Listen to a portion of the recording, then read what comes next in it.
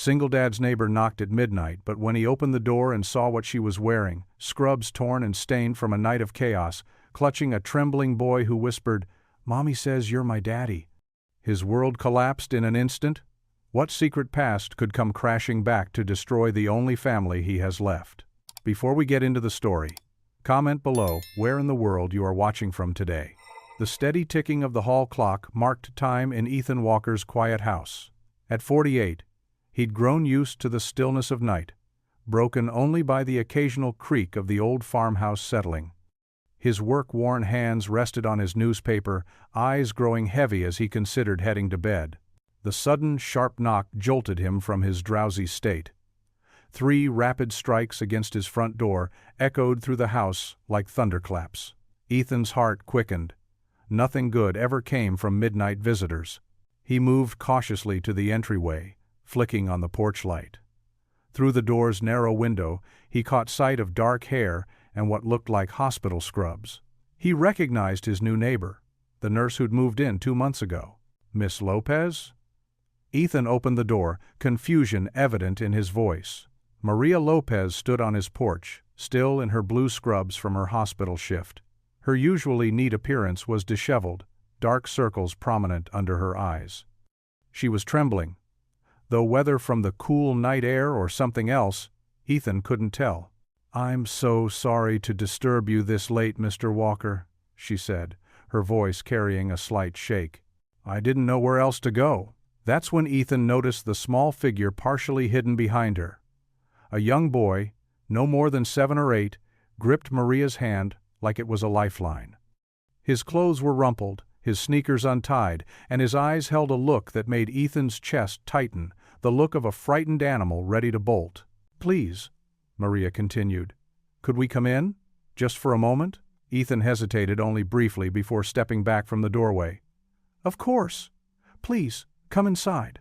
As they entered, the boy stayed close to Maria, his small fingers wrapped tightly around hers.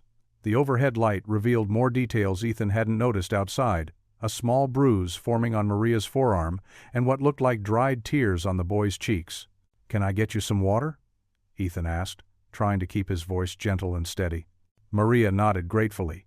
"Water would be wonderful, thank you." Before Ethan could move toward the kitchen, the sound of soft footsteps drew everyone's attention to the hallway. His daughter Lily stood there in her favorite purple pajamas, rubbing sleep from her eyes. "Daddy?" she called out softly. "What's happening?" "It's okay, sweetheart," Ethan assured her. "Miss Lopez needed some help. Why don't you go back to bed?" But Lily's attention had already fixed on the boy. With the natural openness of a 10-year-old, she offered him a small wave. To Ethan's surprise, the boy's grip on Maria's hand loosened slightly as he watched Lily with cautious interest. Ethan moved to the kitchen, his mind racing with questions he wasn't sure he should ask. The running water filled the silence as he filled 2 glasses. When he returned, he found Lily had moved closer to their visitors, showing the boy her stuffed elephant that she'd brought from her room. "His name is Peanut," she was saying softly, holding out the worn toy. The boy reached out with his free hand, touching the elephant's ear with tentative fingers. It was the first movement Ethan had seen him make that wasn't driven by fear. Maria accepted the water with trembling hands, taking a long drink before speaking. "I'm truly sorry about this intrusion, Mr. Walker. I know it's inappropriate to show up like this, but..." She glanced down at the boy, her professional composure cracking slightly. "Please, call me Ethan," he said, pulling out a kitchen chair for her. "Sit down, both of you." Maria guided the boy to a chair, but he wouldn't let go of her hand. She sat beside him, her scrubs rustling in the quiet kitchen. Lily hovered nearby, still holding Peanut the elephant. "I was finishing my shift at the hospital," Maria began, her voice low and tired. "There was a situation, I couldn't leave him there, not like that. I'm a certified emergency foster parent, but the proper channels." She trailed off, looking more exhausted than Ethan had ever seen someone look. The boy hadn't touched his water. He sat perfectly still, his eyes darting between the adults, then fixing on Lily, who had settled cross-legged on the floor nearby. She smiled at him, and for a moment, his fear seemed to recede slightly. Ethan noticed details about the boy he hadn't seen before. The way his dark hair fell across his forehead, the shape of his nose, something familiar in the set of his jaw. A strange feeling began to form in the pit of his stomach. "Does he have a name?" Ethan asked softly. Before Maria could answer, the boy's voice came out in a whisper, so quiet it was almost lost in the humming of the refrigerator. "Tommy." It was the first word he'd spoken since arriving. Maria squeezed his hand gently, encouraging. Tommy looked up then, his eyes meeting Ethan's for the first time. In that moment, something shifted in the room, like the air itself had changed density. The boy's next words came out in a rush, still whispered but clear enough to stop time itself. "Mommy says you're my daddy." The water glass nearly slipped from Ethan's hand.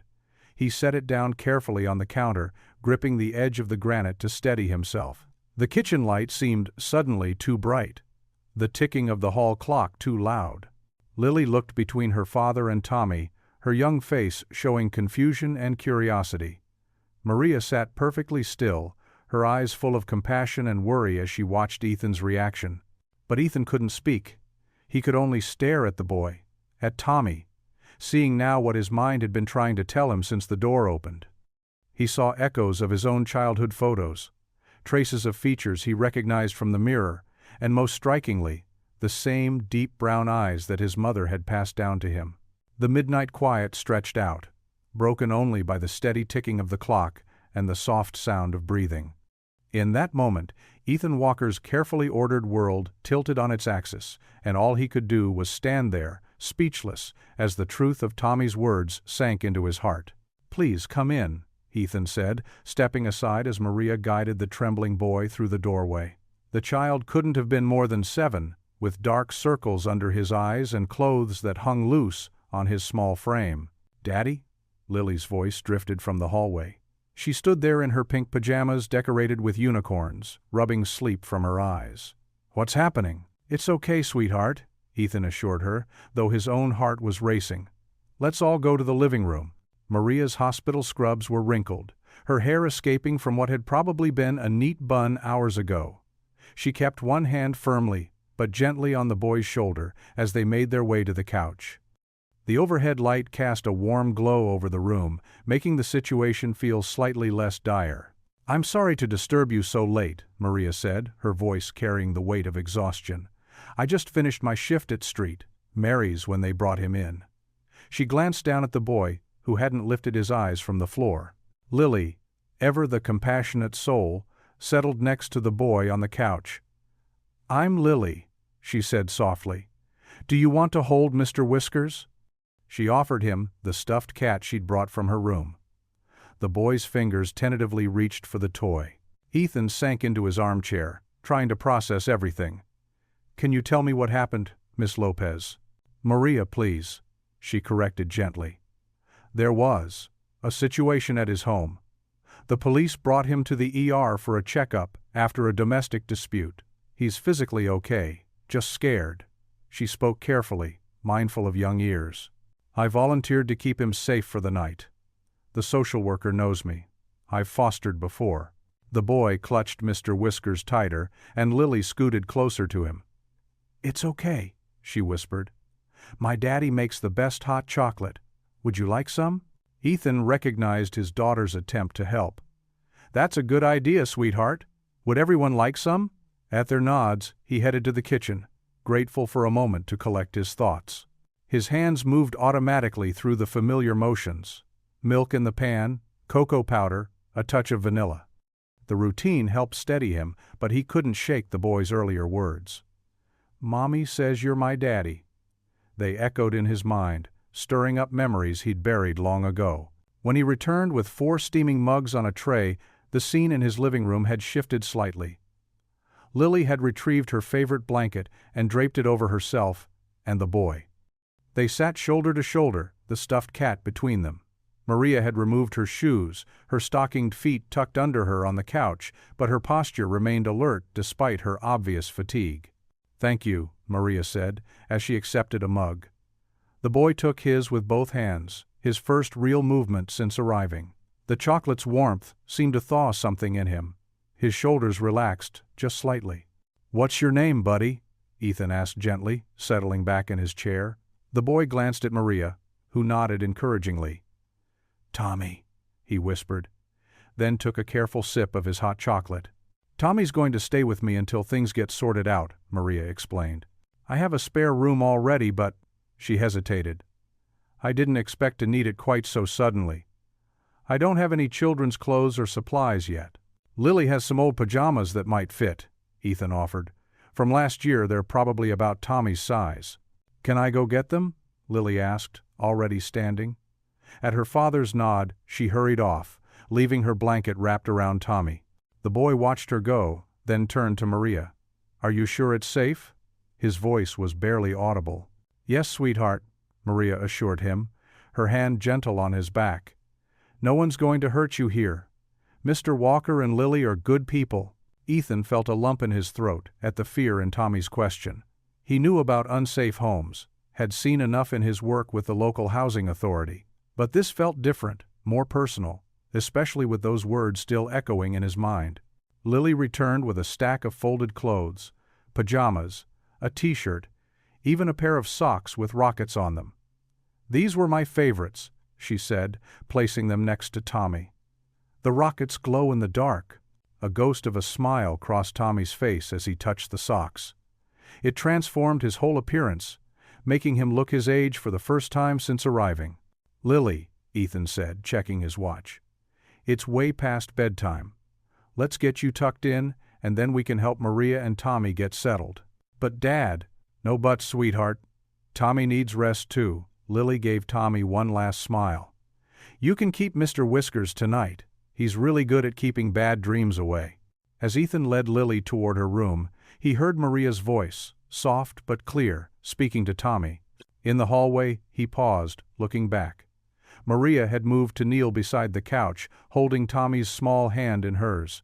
Her eyes were closed, her lips moving in quiet prayer. Lord, give us strength tonight. Watch over this child. Keep him safe in your arms. Something twisted in Ethan's chest, a mixture of emotions he couldn't quite name.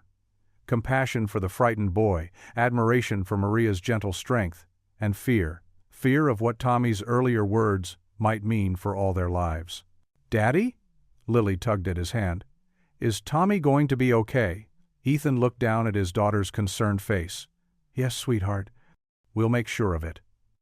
He guided her to her room, his mind still on the scene in the living room, and the complications that tomorrow would surely bring.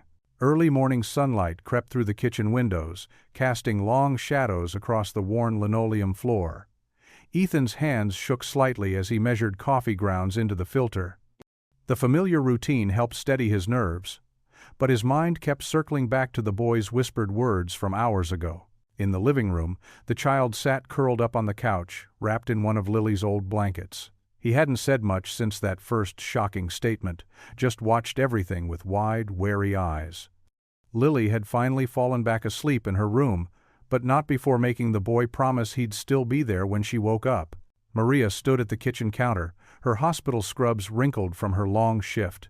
Dark circles lined her eyes, but her voice remained steady as she spoke in hushed tones. His mother brought him to the ER last night. She wasn't in good shape. There were drugs involved. The coffee maker gurgled to life, filling the kitchen with its rich aroma. Ethan gripped the edge of the counter, his knuckles turning white. And what she said about me. I know it's not my place, Maria said carefully, but when he mentioned you specifically by name… She paused, watching Ethan's face. He knew details about you, Ethan. Your full name, where you live. That doesn't mean anything, Ethan said, more sharply than he intended. He softened his tone at Maria's slight flinch. I'm sorry. It's just, this is a small town. Anyone could know those things about me. The boy's quiet voice startled them both. Mommy has your picture. He stood in the kitchen doorway, the blanket draped around his shoulders like a cape. The one from the fair. She said you used to make her laugh. Ethan's stomach dropped. He remembered that county fair 8 years ago, before he'd met his late wife Sarah. A weekend he'd tried hard to forget, filled with mistakes and regrets. Maria touched his arm gently. Ethan, I need to run home quickly to change and grab some things. Will you be okay here for a few minutes? He nodded numbly, barely registering as Maria slipped out the front door. The coffee maker beeped, but he couldn't bring himself to move. Instead, he found himself studying the boy's face in the morning light. The child had his mother's dark hair, but something about those eyes. Ethan recognized the shape, the way they crinkled slightly at the corners. He'd seen those same eyes in the mirror every morning of his life. The boy took a tentative step forward. "Are you mad at me?" "No," Ethan said quickly, his throat tight. "No, I'm not mad at you." He pulled out a kitchen chair and sat down heavily, bringing himself to the boy's eye level. "What's your name?" "Tommy," the boy whispered, clutching the blanket tighter. Tommy. The name hit Ethan like a physical blow. He remembered now. The woman from the fair had mentioned her sister Tommy was named after. "Would you like some breakfast, Tommy?" Ethan asked, trying to keep his voice steady despite the way his world seemed to be spinning off its axis. "I make pretty good pancakes." The boy nodded, a hint of a smile touching his lips. "Mommy says you always liked breakfast food best." Another detail that struck too close to home. Ethan's hands trembled as he reached for the pancake mix in the cabinet. Each small revelation felt like another crack in the foundation of his carefully ordered life. Tommy climbed onto one of the kitchen chairs, watching Ethan's every move. The blanket slipped from his shoulders, revealing a worn t-shirt with a faded superhero logo. Something about his posture, the way he sat with his shoulders slightly hunched, reminded Ethan painfully of himself as a child. The morning light grew stronger, highlighting features Ethan couldn't unsee now that he was looking for them. The slight cleft in the chin, the way the right eyebrow arched just a fraction higher than the left. Small things that added up to an increasingly undeniable truth. He mixed the pancake batter mechanically, his mind racing through calculations and memories. 8 years ago. The timing fit perfectly. The fair, that weekend of poor choices, of trying to forget his loneliness after his parents' death. He'd never known her last name, never thought to ask. Never imagined there might be consequences beyond a guilty conscience. The front door opened quietly as Maria returned, now wearing fresh clothes and carrying a small duffel bag. She paused in the kitchen doorway, taking in the scene before her. Ethan frozen at the counter. Tommy watching him with those familiar eyes. Ethan looked up at her, his face pale. The whirlwind of emotions must have shown on his face because Maria's expression softened with understanding. She set her bag down and moved to the coffee maker, pouring 3 mugs without a word. The familiar routine felt surreal against the weight of this moment. Tommy's small voice broke the silence again. "Can I help make the pancakes?"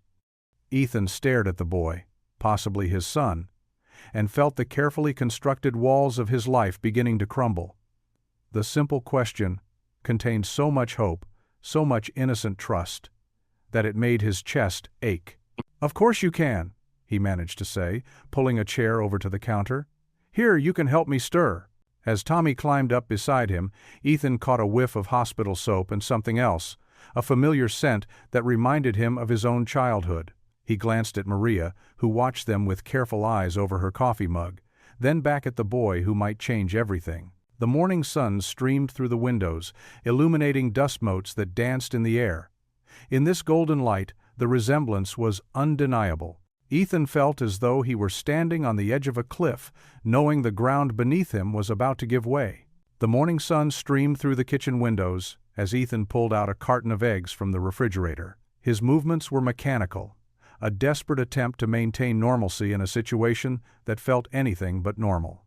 The sound of children's whispers drifted from the living room, where Lily and the boy sat cross-legged on the carpet. "How many eggs do you like?" Ethan called out, his voice sounding strained even to his own ears. Lily bounced up from her spot. "He says he's never had scrambled eggs before, Daddy. Can you make them extra special with cheese like you do for me?" Ethan's hand tightened around the egg carton. Such a simple thing. A child who'd never had scrambled eggs. He forced himself to nod. "Sure, Princess. Extra cheese, it island." The boy remained silent, his small frame hunched forward as he watched Lily return to sit beside him. His dark eyes, so familiar yet strange, followed every movement in the kitchen with careful attention. "You two want some toast too?" Ethan asked, pulling out the loaf of bread. He kept his eyes on the task, afraid of what he might see if he looked too closely at the boy's face. "Yes, please," Lily chirped. She turned to the boy. Daddy makes the best breakfast. He never burns the toast like Mrs. Peterson did that time at the sleepover." A tiny smile flickered across the boy's face at Lily's chatter. It was the first real expression Ethan had seen from him since that shocking whisper about being his father. Ethan cracked eggs into a bowl, his mind racing. The boy had his mother's coloring, but there was something in the shape of his eyes, the set of his jaw. He shook his head, trying to clear away the memories of that summer 7 years ago, before he'd met his wife Sarah. "Can we have orange juice too?" Lily asked, leading the boy to the kitchen table. She pulled out a chair for him, then grabbed placemats from the drawer. "The Mickey Mouse ones are the best, aren't they, Daddy?" "Sure are, sweetheart." Ethan watched as his daughter effortlessly included the boy in their morning routine, setting his place at the table as if he'd always been there. The eggs sizzled in the pan as Ethan added a handful of shredded cheese. Behind him, he could hear Lily's ongoing commentary about everything from their breakfast plates to the bird feeder outside the window. The boy remained quiet, but Ethan could feel his gaze following him around the kitchen. "Here we go," Ethan said, placing plates of steaming eggs and golden toast in front of the children. "Careful, it's hot." Lily immediately picked up her fork, but the boy hesitated, his hands in his lap. "Thank you, sir," he whispered, the words barely audible. Ethan's chest tightened. "You can call me." He stopped, uncertain how to finish that sentence. "You can just call me Ethan." The boy nodded, carefully picking up his fork the way Lily held hers. His first bite of eggs brought a look of surprise to his face. "Good, right?" Lily grinned. "Daddy always puts extra cheese because that's how I like it best." A knock at the door made them all jump. Ethan hurried to answer it, relief flooding through him at the sight of Maria on his porch. She'd changed into fresh clothes, but exhaustion still lined her face. "Come in," he said, stepping back. "We're just having breakfast. There's plenty if you'd like some." Maria's eyes softened as she took in the scene at the kitchen table. "That's very kind, but I've already eaten."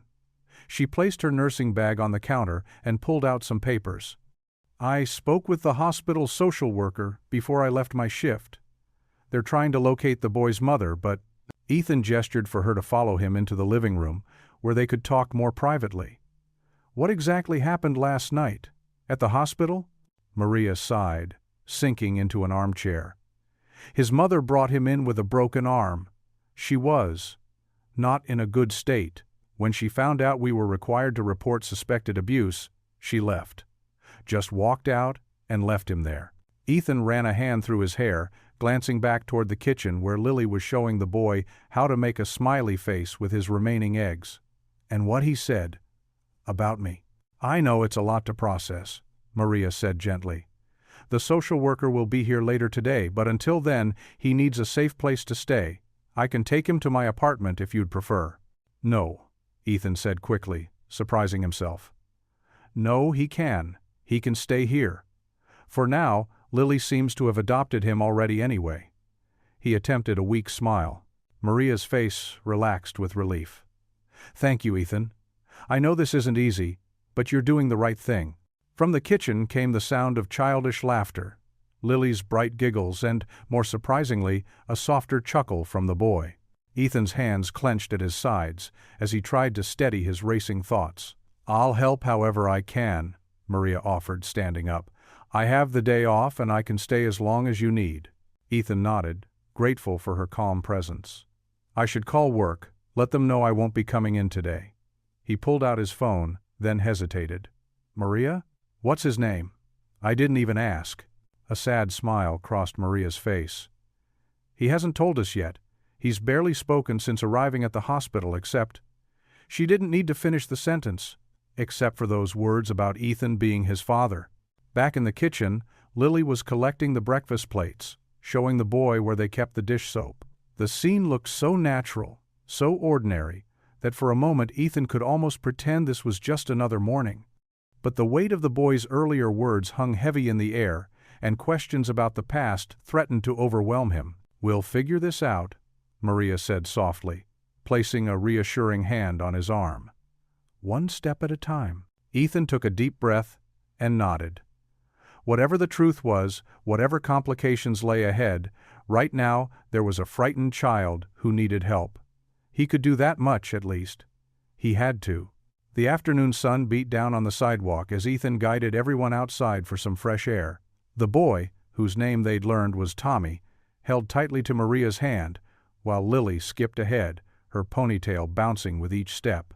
Across the street, Mrs. Peterson and Mrs. Martinez huddled near their shared fence, their heads bent close together. Their whispers carried just enough for Ethan to catch fragments that made his stomach twist. Showing up at midnight, with a child no less. What kind of woman? Ethan's jaw clenched. He'd lived in this neighborhood for 15 years, and until now, he'd managed to avoid being the subject of gossip. The last time had been when Sarah passed away, and the casseroles and sympathy cards had eventually stopped coming. Maria seemed oblivious to the whispers, focused entirely on Tommy as she pointed out a butterfly floating past. Her scrubs were still wrinkled from her hospital shift, dark circles under her eyes betraying her exhaustion, yet she maintained a gentle smile. "Look, Tommy," she said softly. "See how the butterfly's wings are orange and black? That's a monarch butterfly." Tommy's eyes followed the insect's path, his small hand still gripping Maria's. The fear from earlier hadn't completely left his face, but there was curiosity there now too. Lily bounded back to them. "Can we go to the backyard? I want to show Tommy my swing set." Ethan hesitated. The backyard meant privacy, away from prying eyes, but it also meant settling in, making this situation feel more permanent. Still, the eager look on Lily's face won out. "Sure, sweetie, just be careful on the slide, it might be hot from the sundae." As they rounded the house, Mrs. Peterson's voice carried clearly, "I always thought she seemed too friendly, if you know what I mean." Ethan's steps faltered. Maria touched his arm lightly, and he nearly jumped at the contact. "They'll find something else to talk about tomorrow," she said quietly. "Small towns always do." Her words held no judgment, just understanding. Ethan nodded, though the unease settled deeper in his chest. It wasn't just the neighbor's gossip, it was Tommy's words from earlier, the possibility that his past had caught up with him in the most unexpected way. The backyard welcomed them with shade from the old maple tree. Lily immediately took Tommy to the swing set, showing him how to pump his legs to go higher. The boy's tentative smile made something shift in Ethan's chest. Maria sank onto the wooden bench near the flower bed, exhaustion finally showing through her composed exterior. "I should call the hospital soon," she said. "Check on the paperwork for Tommy's case." Ethan sat beside her, leaving careful space between them. "How much trouble could this cause you, taking him like that?" "I followed protocol," Maria replied, watching the children. "Called my supervisor, filed the proper forms." Sometimes in emergency situations, we have to act quickly to ensure a child's safety. She paused, then added softly, "But I've never had a case quite like this before." A shriek of laughter drew their attention. Lily was pushing Tommy on the swing, both children giggling. The sound pierced through Ethan's worry, bright and pure. "Daddy, look!" Lily called out. "Tommy's going so high." "I see that, sweetheart, be careful." Maria smiled at the scene, and despite his reservations, Ethan found himself smiling too. It was the first genuine smile he'd managed since the midnight knock. Tommy's laughter rang out again, and for a moment, Ethan could almost imagine this was normal, just a peaceful afternoon with family and friends. But reality pressed in at the edges. Tomorrow would bring questions from social services, possibly a DNA test, and definitely more gossip from the neighbors. The weight of Tommy's words, "Mommy says you're my daddy," still hung heavy in the air between them all. As the sun began its descent, casting long shadows across the yard, Ethan watched Maria join the children at the swing set. She showed Tommy how to make the swing twist, spinning him gently while he giggled. Lily hopped from foot to foot, begging for her turn. Maria's patience seemed endless, her movements gentle and sure despite her obvious tiredness. She treated both children with equal attention and care, as if Tommy had always been part of their lives instead of appearing just hours ago. The sight warmed something in Ethan's chest, even as worry continued to gnaw at his thoughts. He couldn't deny how natural this felt.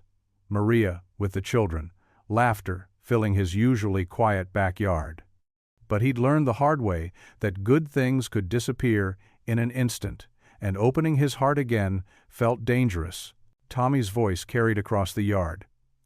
"Can we do it again, Miss Maria, please?" "One more time," Maria agreed, her smile evident in her voice. "Then we should think about dinner." Ethan watched them, his smile remaining even as his mind raced with questions about tomorrow, about the past, about what all this could mean for his carefully ordered life. The evening air was growing cooler, but he wasn't ready to call them inside just yet.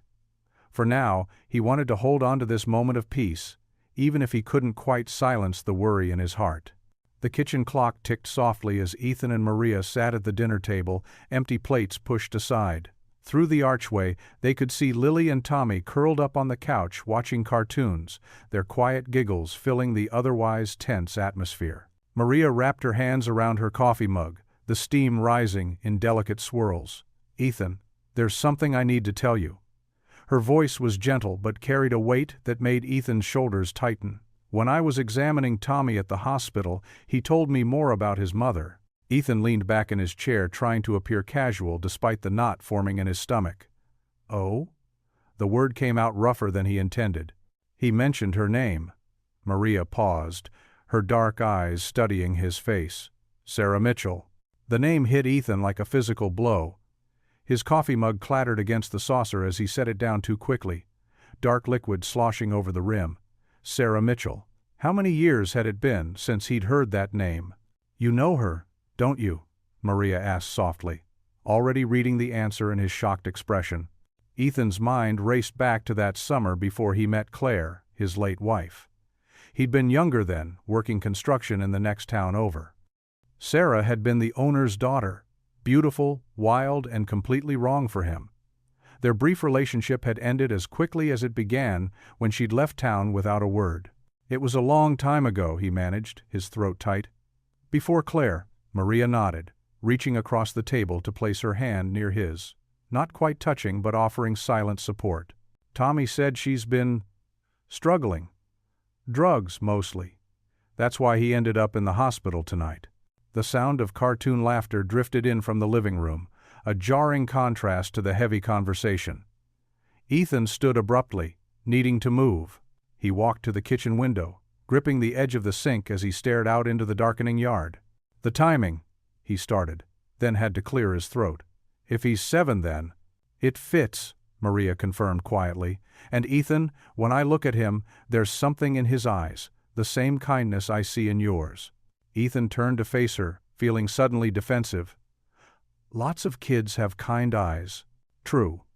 Maria's voice remained steady, patient. "But there's more. The way he furrows his brow when he's thinking, just like you do. The shape of his hands, even the way he ducks his head when he's shy." Each observation landed like another piece of a puzzle Ethan wasn't sure he wanted to complete. He found himself looking toward the living room, where Tommy's small form was visible next to Lily. His daughter had taken to the boy immediately, as if some part of her recognized what Ethan had been trying to deny. "I never knew," he whispered, more to himself than Maria. "Sarah never told me she was." He couldn't finish the sentence. Maria stood, her scrubs rustling softly as she approached him. "You couldn't have known, Ethan. But now you do have a choice about what happens next." The weight of that statement pressed down on him. He thought of Claire, wondering what she would say if she were here.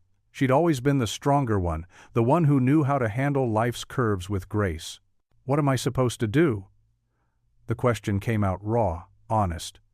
"If he's really mine, everything changes. Lily's whole life changes. Look at them." Maria gestured toward the living room. Ethan did. Lily had fallen asleep, her head resting against Tommy's shoulder. The boy had carefully arranged the throw blanket over her, his movements gentle and protective. The sight made Ethan's chest ache. "They've already changed each other's lives," Maria observed. "Sometimes the best families are the ones we never expected to have." Ethan ran a hand over his face, feeling the rough stubble of a day that felt like it had lasted a lifetime. "I need to know for sure. A DNA test." "Of course," Maria agreed. "I can help arrange that through the hospital. But Ethan," she waited until he met her eyes, "whatever the results say, that little boy needs someone to fight for him, to show him what it means to be loved and protected." The truth of her words settled over him like a heavy blanket. He looked again at the children on the couch.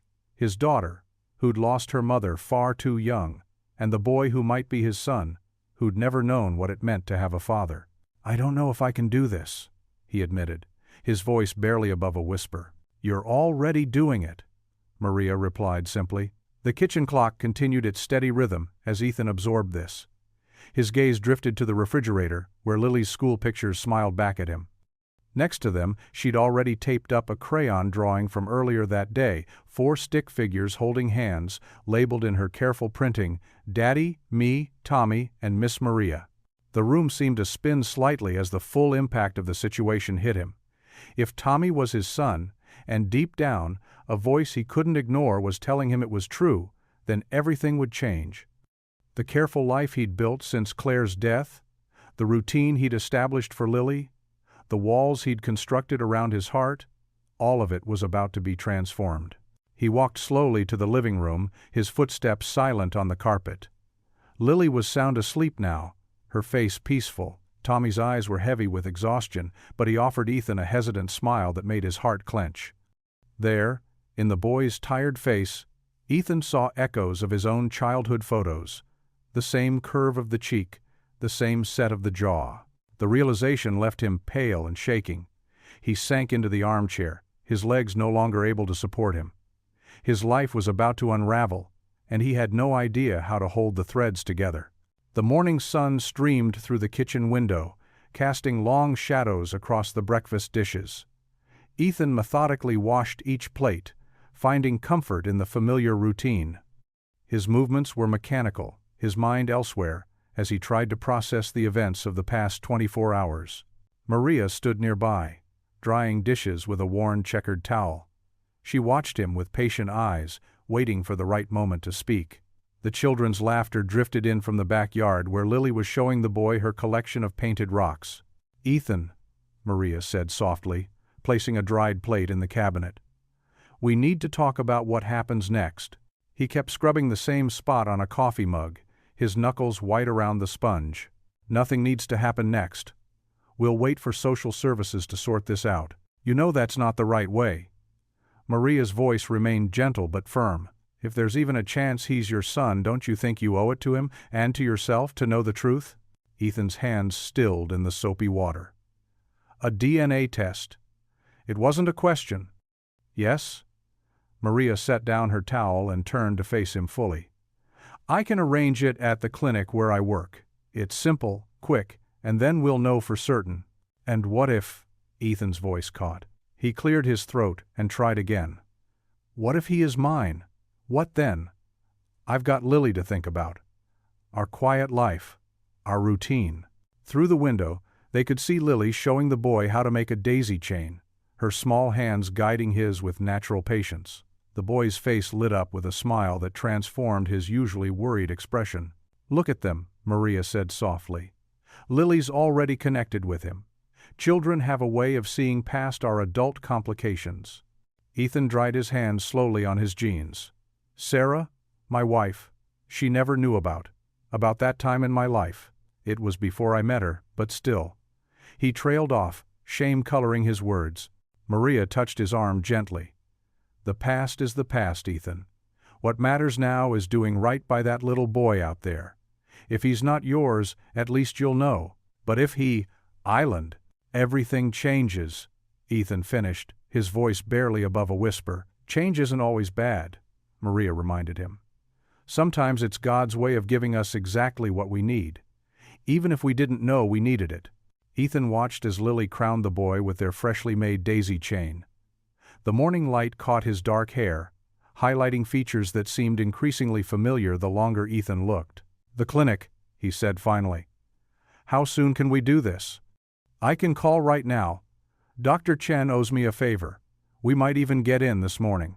Maria reached for her phone, her movements careful, as if any sudden motion might spook Ethan from his decision. While Maria made the call, Ethan stepped onto the back porch. "Lily, honey, can you come here for a minute?" Lily bounced over, her shoes leaving grass prints on the wooden steps. "Daddy, I showed Tommy how to make flower crowns. Can we get him some new shoes? His are all holes." Ethan's heart clenched at his daughter's innocent concern. "We'll see, sweetheart. Listen, Maria and I need to take Tommy to see a doctor this morning, just for a checkup. Would you be okay staying with Mrs. Chen next door for a little while?" "Is Tommy sick?" Lily's forehead wrinkled with worry. No, he's fine. It's just something we need to do." Ethan smoothed her hair. "It won't take long." Maria appeared in the doorway. "Dr. Chen can see us at 10. She checked her watch. "We should leave in about 30 minutes. The next half hour passed in a blur of activity. Maria helped the boy. Tommy, Ethan reminded himself, trying out the name in his mind, clean up and change into fresh clothes she'd brought from her apartment. Ethan packed Lily's favorite coloring books and walked her next door to Mrs. Chen's house. As they prepared to leave, Lily stood on Mrs. Chen's front porch, waving enthusiastically. "Bye, Daddy. Bye, Maria. Bye, Tommy." Tommy waved back shyly from the back seat of Maria's sensible blue sedan. Ethan felt frozen for a moment, one foot on the passenger side doorstep, watching his daughter's carefree farewell. She had no idea that this simple doctor's visit might rewrite their family's entire story. Maria's calm voice broke through his thoughts. "Ready?" Ethan nodded, unable to speak, and slipped into the passenger seat. As Maria backed out of the driveway, he caught a final glimpse of Lily in the rearview mirror, still waving, her smile bright in the morning sunday. The sight of her there, growing smaller as they drove away, felt somehow symbolic of the life he'd carefully built, a life that now stood on the brink of profound change. The evening settled over the house like a warm blanket, bringing with it a strange mix of comfort and tension. Ethan sat cross-legged on the living room floor, setting up the worn Monopoly board, while Lily bounced excitedly beside him. The boy, still unnamed in Ethan's mind, perched quietly on the edge of the couch, watching their every move with careful eyes. "Would you like to be the car?" Ethan asked, holding out the silver piece. His voice was gentle, trying not to startle the child who reminded him so much of himself at that age. The boy's eyes widened slightly. He glanced at Maria, who sat in the armchair nearby, before reaching out with trembling fingers. "Yes, please, Mr. Ethan," he whispered. Something in Ethan's chest tightened at the formal address, but he managed a warm smile. "Good choice. That one's always been lucky." "I want the dog," Lily declared, snatching up the piece. "And Maria should be the thimble, because she's good at fixing things, like when she helped with my scraped knee yesterday." Maria chuckled, the sound rich and comforting in the cozy room. "The thimble it is, then." She slid down to join them on the floor, tucking her legs underneath her. As they played, Ethan couldn't help but notice how the boy gradually inched closer to him. By the time they'd made it around the board twice, the child had settled just inches from Ethan's knee, studying the properties with intense concentration. "Park Place," the boy exclaimed softly when he landed on the space. "Mr. Ethan, can I buy it?" "Sure can, buddy." Ethan helped him count out the play money, their fingers brushing briefly. The boy didn't flinch away this time. Maria watched the interaction, her dark eyes soft with something that made Ethan's heart skip when he caught her gaze. She quickly looked away, focusing on rolling the dice, but he'd seen it, that look of approval, of appreciation. The game continued until Lily's yawns became too frequent to ignore. The boy, too, was fighting to keep his eyes open, though he insisted he wasn't tired. "Time for bed, munchkins," Maria announced, rising gracefully to her feet. "Lily, why don't you show him where the extra toothbrush is?" Lily took the boy's hand without hesitation, leading him upstairs. "Come on, we have the cool bubblegum toothpaste." After tucking them in Lily in her room, the boy on the comfortable pull-out couch in the study, Ethan found himself in the kitchen with Maria. She was making tea, her movements precise and practiced as she filled the kettle. "Chamomile?" she offered, reaching for 2 mugs. "Please." Ethan leaned against the counter, watching her work. The kitchen clock ticked softly in the background, marking time in this strange new reality where his past and present collided. Maria handed him a steaming mug, then settled into one of the kitchen chairs. The silence between them felt weighted with unspoken thoughts. "You're good with him," she finally said, blowing gently on her tea. Ethan joined her at the table, running his finger along the rim of his mug. "I keep thinking about my wife," he admitted quietly. "About what she'd say if..." He couldn't finish the sentence. About what she'd say if he turns out to be yours? Maria's voice was gentle, free of judgment. Ethan nodded, studying the steam rising from his tea. Sarah had such a big heart. She probably would have welcomed him immediately, no questions asked. He swallowed hard. Sometimes I feel like I'm failing her by not being that open. Oh, Ethan.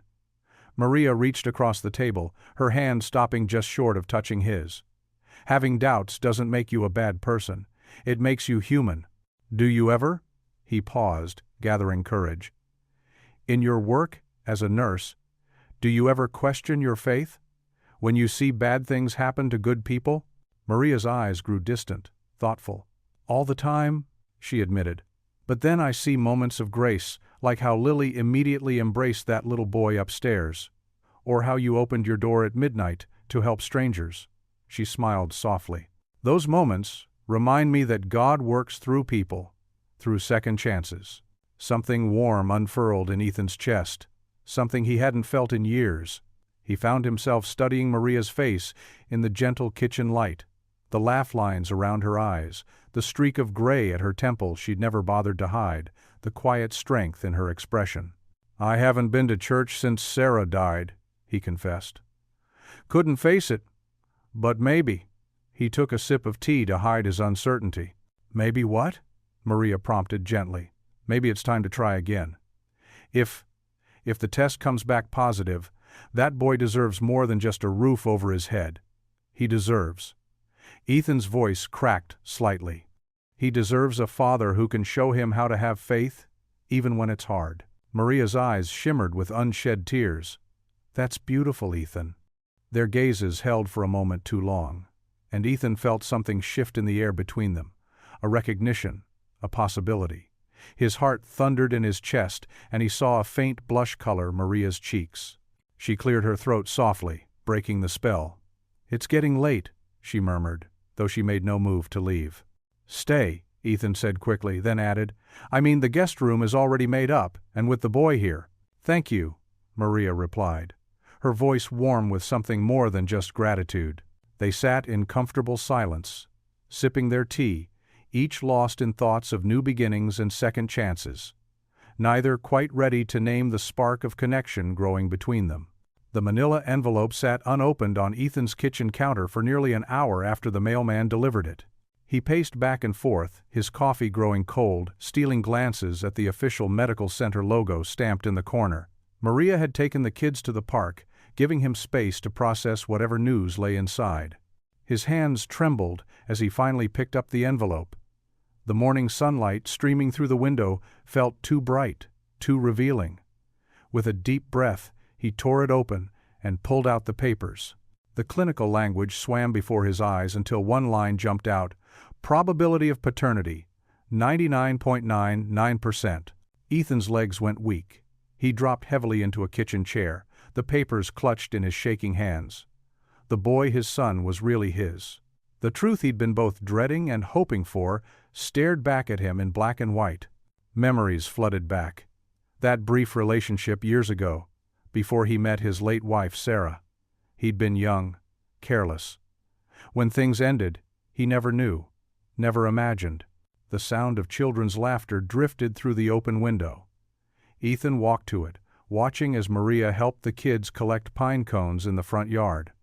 The boy's dark hair caught the sunlight, and for the first time, Ethan truly saw himself in those features, the way he scrunched his nose when concentrating, the slight tilt of his head when listening. His son. The word echoed in his mind, no longer a fearful possibility, but a miraculous reality. The front door opened, and Lily burst in first, clutching a handful of pine cones. "Dad, look what we found!" She stopped short, noting his expression. "Are you okay?" Maria followed, holding the boy's hand. Her eyes found the papers on the table, understanding dawning in her gentle features. "Ethan?" The boy hung back slightly, uncertain, still shy after these few days together. Ethan knelt down to his level, heart pounding. "Hey there, buddy." His voice came out rough with emotion. "Hi, Mr. Ethan," the boy whispered, half hiding behind Maria's leg. Ethan glanced up at Maria, who nodded encouragingly, her eyes bright with unshed tears. He took a deep breath. "I have something important to tell you. Something wonderful." He held out his hand to the boy, who hesitantly took it. "You know how you said your mommy told you I was your daddy?" The boy nodded, his small fingers tightening around Ethan's. "Well, she was right. I am your daddy." Ethan's voice cracked. "And I'm so sorry I didn't know about you before, but I'm here now. I'm your father, and you're my son." The boy's eyes widened, darting between Ethan's face and Maria's. "Really?" he whispered. "Really, truly," Ethan confirmed, his vision blurring with tears. Lily moved closer, her pine cones forgotten. "Does that mean he's my brother?" Ethan nodded. "Yes, sweetheart, he's your brother." The boy's lower lip trembled. Can I stay here? With you?" Something broke open in Ethan's chest, all the fear and resistance melting away in the face of this child's simple need for love and belonging. Without hesitation, he opened his arms. "Come here, son." The boy practically fell into his embrace, small arms wrapping tight around Ethan's neck. Ethan held him close, breathing in the scent of sunshine and playground dust in his hair. "You're mine," he whispered fiercely. "You're my boy, and I'm never letting you go." Lily joined the hug, her arms encircling them both. "I always wanted a brother," she declared, making the boy laugh softly against Ethan's shoulder. Maria stood watching, one hand pressed to her heart, tears streaming freely down her face. When Ethan looked up at her, she quickly wiped them away, but her smile remained bright and full of hope for this family finding its way back together. The boy pulled back slightly, his small face serious. "What's going to happen now?" Ethan smoothed back his son's hair, marveling at this new permission to show such affection. "Well, first things first. I think it's time I knew your name, don't you?" "Tommy," the boy said softly. "But Mommy sometimes called me Tom." "Tommy," Ethan repeated, tasting the name of his son for the first time. "It's nice to finally meet you properly, Tommy. I'm your dad." The afternoon sun warmed the kitchen as Maria stirred a pot of homemade chicken soup, the aroma of garlic and herbs filling the air. At the dining table, Lily sat next to her newly discovered brother, both bent over their homework. Ethan watched from the doorway, his heart swelling at the sight. "I don't get this math problem," the boy mumbled, his pencil tapping nervously against the paper. "Here, let me help," Lily offered, scooting her chair closer. "Miss Martinez taught us a trick for multiplication. Look," she demonstrated the method using her fingers, just as she'd learned in class. Ethan smiled at his daughter's natural kindness. In just a few days, she'd taken on the role of big sister with remarkable ease, showing no signs of jealousy or resentment. The boy's face lit up as understanding dawned, and he quickly worked through the next problem. Maria glanced over her shoulder, catching Ethan's eye. They shared a quiet moment of understanding before she turned back to the stove. She'd been a constant presence since the DNA results arrived, helping them navigate this new reality with gentle guidance and unwavering support. "Soup's ready," Maria announced, ladling the steaming broth into bowls. "Better eat while it's hot." The children eagerly cleared their books away. Ethan stepped forward to help set the table, his movements synchronized with Maria's as if they'd been sharing kitchen duties for years instead of days. Their fingers brushed as they both reached for the salt shaker, sending a warm tingle up his arm. "This is way better than the soup Mom used to heat up from cans," the boy said between spoonfuls, then froze, uncertain if he should have mentioned his mother. "It's Maria's special recipe," Ethan said quickly, easing the tension. "She learned it from her grandmother in Mexico." Maria nodded, her eyes soft with understanding. "Food tells stories of family," she said. "Each recipe carries memories and love. Maybe tomorrow you can help me make cookies? Both of you?" She included Lily in her glance. "Can we, Dad?" Lily asked, practically bouncing in her seat. "Please?" the boy added, hope written across his face. Ethan pretended to consider it seriously. "Well, I suppose if Maria's willing to risk her kitchen getting covered in flour." "Oh, that's half the fun." Maria laughed, the sound warming the room like sunshine. After dinner, Ethan supervised bath time while Maria tackled the dishes, despite his protests that she'd done enough. The evening routine was starting to feel natural, even with twice as many children to manage. He helped the boy into pajamas that Maria had brought from her own collection of emergency foster care supplies, making a mental note to take him shopping soon. In the living room, they all settled in for a bedtime story. The boy hesitated before climbing onto the couch, still shy about physical closeness. But Lily solved that by tucking herself against one side of her father and patting the space on his other side. "There's room," she said simply. The boy slowly sat down, and when Ethan's arms settled around his small shoulders, he gradually relaxed. Maria curled up in the armchair nearby, her nursing scrubs exchanged for comfortable leggings and an oversized sweater, looking perfectly at home. Ethan read from Lily's favorite book of fairy tales, his voice steady and warm. Both children were yawning by the third story. He noticed the boy fighting to keep his eyes open, clearly afraid to miss anything. "Time for bed," he announced gently, marking their place with a bookmark. 5 more minutes? Lily tried, but her own yawn betrayed her. "Tomorrow," Ethan promised. "The stories will still be here." He guided them upstairs, Maria following with fresh glasses of water for their nightstands. The bedtime routine had expanded to include 2 children, but somehow it felt right, natural, as if there had always been space waiting to be filled. In Lily's room, she hugged Maria tightly before climbing into bed. "Good night, Maria. Thanks for the soup." "Sweet dreams, cariño," Maria whispered, smoothing Lily's hair. Next door, the boy stood uncertainly by his temporary bed in the guest room. "Thank you," he said softly, looking between Ethan and Maria, "for letting me stay." "This is your home now," Ethan assured him, his throat tight with emotion. "For as long as you want it to be." Maria adjusted the nightlight while Ethan tucked the blankets around the boy's shoulders. Together, they wished him good night, and quietly closed the door, leaving it open just a crack. The evening air was cool and fresh as they stepped out onto the front porch. Stars twinkled overhead, and crickets provided a gentle symphony. Maria settled into one of the wooden rocking chairs, and Ethan took the other. For a while, they simply sat in comfortable silence, processing the day. The porch light cast a soft glow, illuminating Maria's profile as she gazed up at the night sky. Ethan found himself studying her, the gentle curve of her cheek, the silver threading through her dark hair, the quiet strength in her presence. "I don't know how we would have managed without you," he said finally, his voice low and sincere. "These past few days, you've been our anchor." Maria turned to look at him, her eyes reflecting the starlight. "Family helps family," she said simply.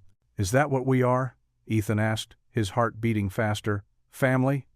A soft blush colored Maria's cheeks, visible even in the dim light. She didn't look away, but her fingers twisted together in her lap. "I'd like to think so," she answered softly. Ethan reached across the space between their chairs, his hand open in invitation. After a moment, Maria's fingers slipped into his, warm and real and right.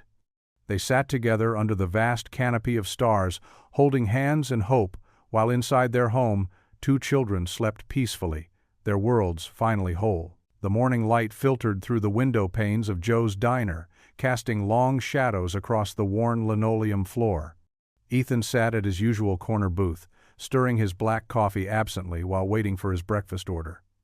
He'd been coming here every Tuesday morning for years, finding comfort in the familiar routine.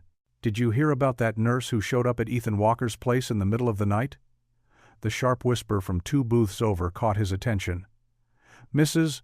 Peterson, the retired librarian, leaned toward her companion, her voice carrying despite her attempt at discretion. Ethan's hand tightened around his coffee mug, but he kept his eyes fixed on the local newspaper spread before him. "Oh yes," replied Betty Thompson, the bank teller. "And now she's practically moved in, hasn't she? Always there, cooking dinners, helping with the kids." Her tone dripped with disapproval. "If you ask me," Mrs. Peterson continued, "she planned the whole thing. What kind of woman brings a child to a man's house at midnight? And now, suddenly the boy's his son? Mighty convenient, don't you think?" The coffee in Ethan's stomach turned sour. He'd known Maria for months before that night, watched her tend her garden, wave hello as she left for her hospital shifts, bring soup when Lily had the flu. The Maria he knew was nothing like what they described. "Morning, Ethan!" Joe's booming voice cut through the gossip as he approached with a plate of eggs and toast. "The usual, just how you like it." The whispers stopped abruptly, replaced by the awkward rustling of newspapers and clinking of coffee cups. Ethan nodded his thanks to Joe, but the food had lost its appeal. "Don't let them get to you," Joe said quietly, wiping down the adjacent table. "Some folks ain't happy unless they're stirring up trouble." But the words had already taken root. Ethan remembered how quickly Maria had connected with Lily, how naturally she'd stepped in to help with both children. Had it been too perfect? Too convenient? He shook his head, trying to dismiss the thought. But when his old high school friend Tom slid into the booth across from him, the doubt lingered. "So," Tom said, helping himself to a piece of Ethan's toast. "You and the nurse, huh? Moving pretty fast, aren't you? I mean, she shows up with this kid, says he's yours, and now she's playing house?" "It's not like that," Ethan defended, but his voice lacked conviction. "Maria's just helping out while we adjust. She's good with the kids." Sure, Tom nodded, but his expression remained skeptical. "Just be careful, buddy. You've got Lily to think about. And now this boy? It's a lot of responsibility. You sure Maria's not just looking for a ready-made family?" The diner's bell chimed, and Ethan glanced up to see Maria herself walking in, still in her scrubs from the night shift. She smiled warmly when she spotted him, but hesitated when she saw Tom. "Speaking of," Tom muttered. "Maria," Ethan called out, but his greeting felt stiff, formal. "Just finishing up here." She must have sensed something in his tone because her smile faltered slightly. "Oh, I don't want to interrupt. I just stopped by to grab some coffee before heading home to sleep." No, join us," Tom insisted with exaggerated politeness. "We were just talking about you." Maria's eyes flickered between them, and Ethan saw something vulnerable flash across her face. "Actually, I should get going. The kids will be up soon, and I promised Lily I'd help with her science project before I sleep." That's fine," Ethan replied, hating how uncertain he sounded. "I'll see you later?" The question in his voice was obvious, and Maria's shoulders tensed slightly. "Of course," she said quietly. "Whatever works best for you, Ethan." She turned and walked to the counter, ordering her coffee to go.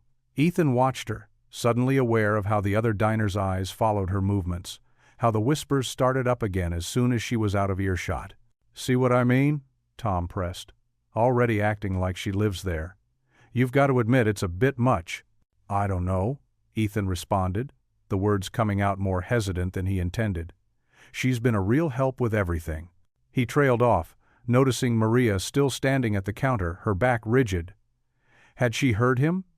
The lack of conviction in his defense?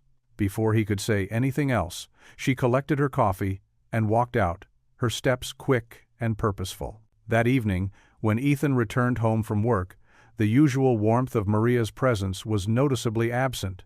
Lily sat at the kitchen table, working on her science project alone, while his son watched television in the living room. "Where's Maria?" he asked, trying to sound casual. "She said she needed to catch up on some things at home," Lily answered, not looking up from her poster board. "She left dinner in the oven, though." Ethan walked to the oven, finding a covered casserole dish with reheating instructions taped to the top. The note was typed, not handwritten like usual, and signed simply, M.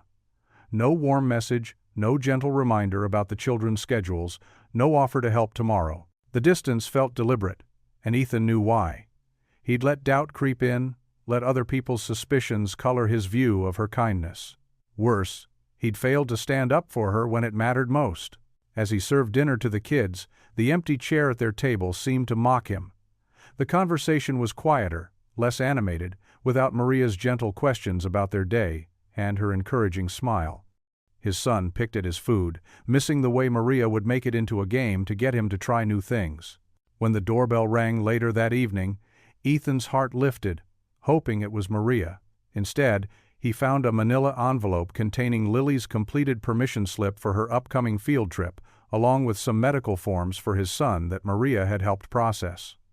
Everything was organized, professional, and completely impersonal. Through the window, he could see lights on in Maria's house across the street, but the curtains were drawn tight.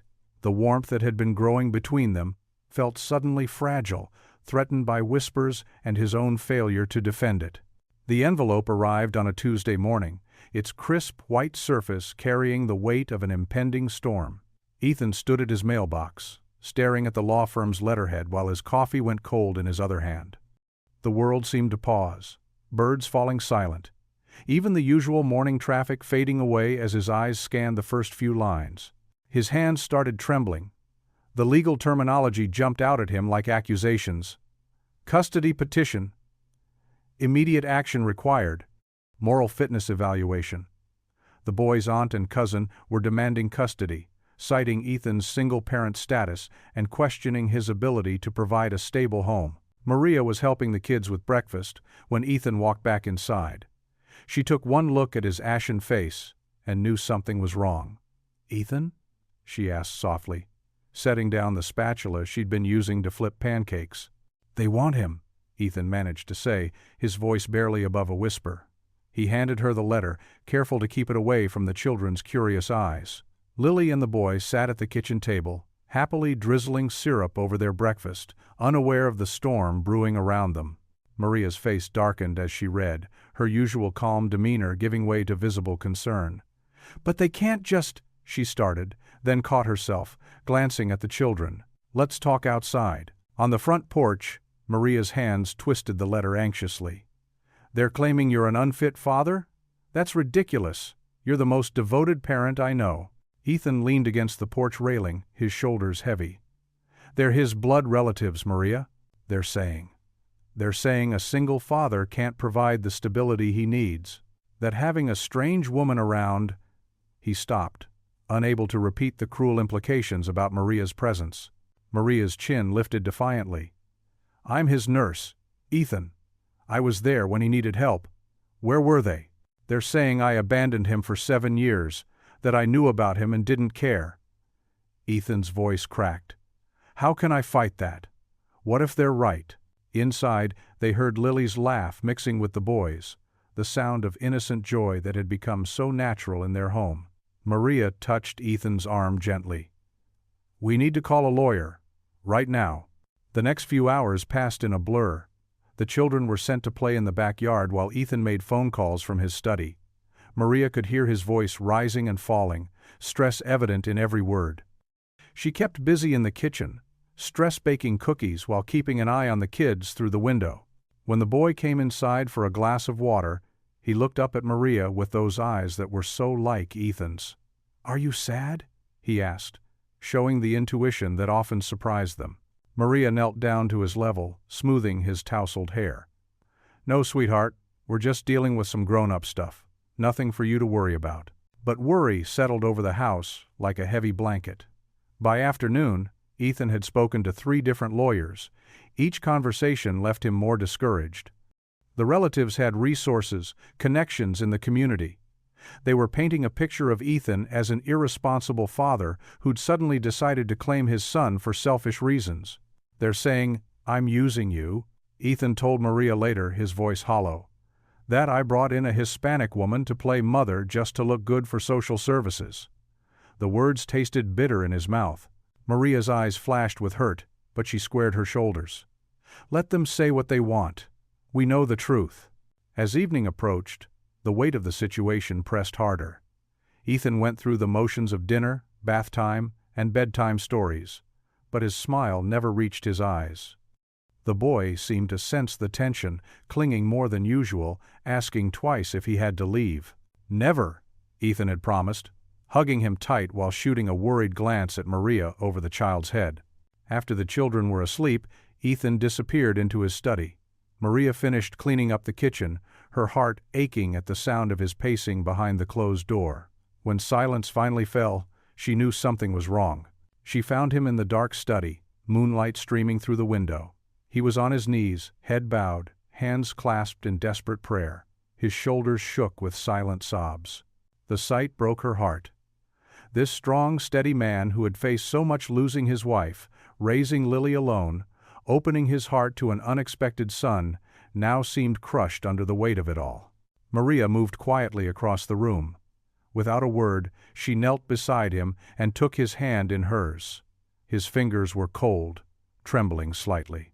"You're not alone," she whispered, her voice carrying all the strength and faith she wished she could pour into him. Ethan's grip tightened on her hand, a lifeline in the darkness. They stayed like that, two shadows in the moonlight, their shared prayer a quiet defiance against those who would tear their fragile family apart. In the silence, Maria could hear the soft breathing of the children sleeping down the hall, innocent and unaware of the battle ahead. She thought about the boy's smile when Ethan helped him with his homework, about Lily's proud declarations that she was a big sister now, about the way their little family had knit itself together so naturally. Ethan finally raised his head, his face streaked with tears, but his eyes meeting hers with desperate hope. "I can't lose him," he whispered. "I can't let them take him away." Maria squeezed his hand tighter, her presence a promise that, whatever came next, they would face it together. In the quiet of the moonlit study, their joined hands formed a bridge between fear and hope, between despair and determination. The law office of Peterson, Associates, occupied a modest brick building on Main Street. Ethan's worn work boots echoed against the polished hardwood floors as he, Maria, and their small makeshift family made their way to the conference room. Lily held her new brother's hand tightly, as if sensing the gravity of the moment. Attorney Sarah Peterson, a woman in her 50s with kind eyes and silver-streaked hair, gestured for them to take seats around the large oak table. "Thank you for coming in today," she said, spreading out several documents before her. "I know this isn't easy, but we need to discuss the custody claim filed by the boy's maternal relatives." Ethan's throat felt dry. He glanced at Maria, who sat straight back beside him, her nurse's scrubs traded for a simple blue dress. She'd taken time off work to be here, and the gesture meant more than he could express. "The DNA test confirms paternity," Sarah continued, adjusting her reading glasses. "That's significant, but we're facing some challenges. The relatives are claiming you abandoned the boy by being absent from his life." "But I didn't know he existed," Ethan protested, his voice cracking. "His mother never told me about him." "I understand," Sarah said gently. "However, they're also questioning your ability to provide a stable environment, given the unconventional circumstances of his arrival." Maria leaned forward. "I was there that night. I can testify about the conditions I found him in, why I brought him to Ethan. As a registered nurse with 20 years of experience in pediatric care, I've documented everything." Sarah nodded, making notes. "That's helpful, Miss Lopez. Your professional background lends credibility to your observations. And I've been watching how Ethan is with both children," Maria continued, her voice steady and sure. "He's patient, loving, and puts their needs first. The boy is thriving here. He's sleeping through the night now, his appetite has improved, and he's starting to trust again." Ethan felt something warm spread through his chest at Maria's words. She'd noticed all these small victories he'd barely recognized himself. "The relatives are also raising concerns about cultural differences," Sarah said carefully, glancing between Ethan and Maria. "You mean because Maria's Hispanic?" Lily piped up, frowning. "That's just stupid. She makes the best enchiladas, and she teaches us Spanish words, and she helps me with math better than Daddy does."